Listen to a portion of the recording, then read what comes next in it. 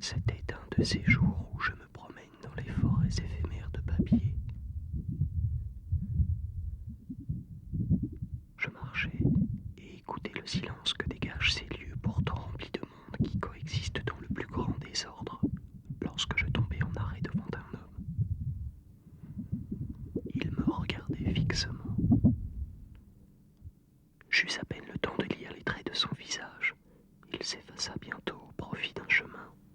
Puis vint une clairière qui se dégageait à son tour sur une plaine, vaste étendue. Sur ces terres vivaient deux tribus, établies de part et d'autre de la rivière.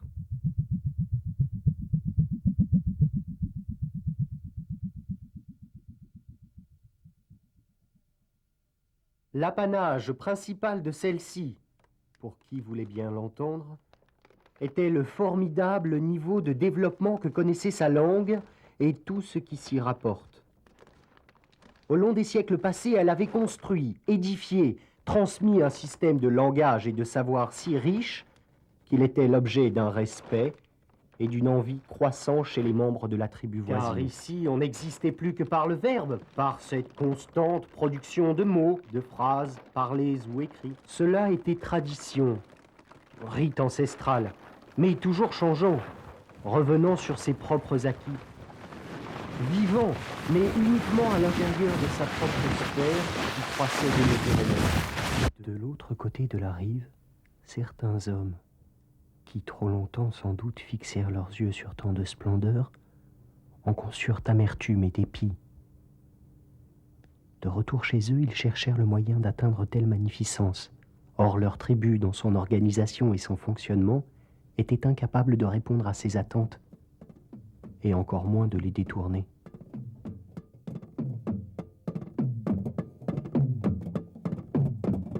Aussi vit-on un jour ce groupuscule faire table rase de tout l'acquis commun et prôner un système régi par les pulsions instinctives, sans seulement les soumettre au diapason de la parole, du langage.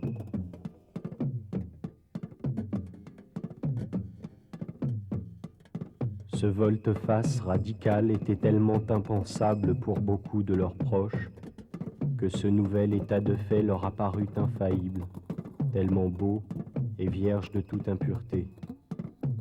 Ils se précipitèrent corps et âme, des âmes vierges, malléables à souhait.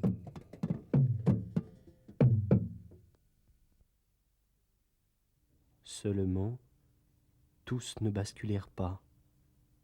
Et grand malheur fut pour ceux qui, plongés dans l'indécision, s'éloignèrent du système instauré et de ses adeptes. Leur langue, autrefois familière, n'était plus qu'un outil assujetti et faible. Cette nouvelle doctrine avait effacé tout repère tangible. Elle envahissait l'espace de leur mémoire en chassant les souvenirs avec une violence si soudaine.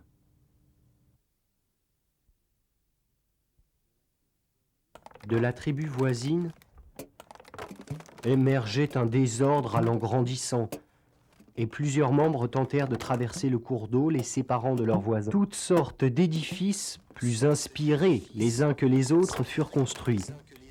Des ponts de texte pour enjamber des flots de paroles, forces titanesques soulevées par des esprits repus de connaissances, de savoir pendant longtemps accumulé. Les liens unissant les deux tribus disparurent dans une vaine agitation et le vide qui les séparait se fit chaque jour un peu plus grand. Le seul conflit qui mit en présence les deux systèmes fut celui que ne pouvaient éviter les hommes, restés incapables de se convertir.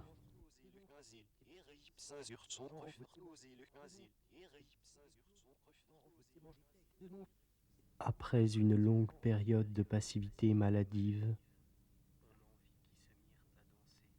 on en vit qui se mirent à danser immobiles, fixant juste de leurs yeux diverses sonorités situées en arrière, vers l'intérieur. Mouvements désordonnés, de faible amplitude, sonorités ordonnées, articulées, une amplitude, une diverses maladies, d'autres rayons, une diverses maladies, d'autres rayons.